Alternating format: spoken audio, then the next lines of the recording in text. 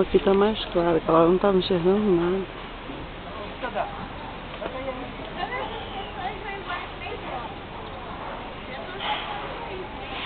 É porque ele não é bobo, né? Ele fica vendo um lugar onde que tá firme, onde que vai dar melhor o pé.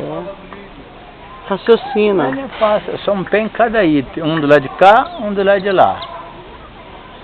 Olha lá, ó, um do lado de cá, um do lado de lá, o próximo ali.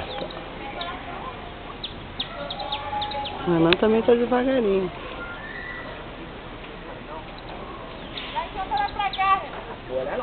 Vou lá não.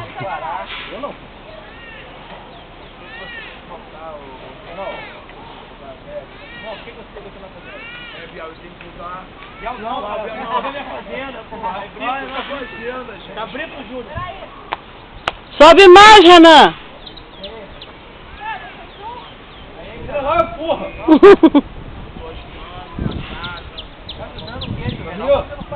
Posso?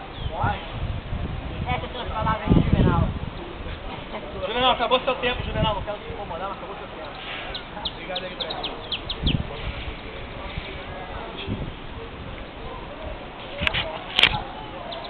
Ô Sérgio, tu vai?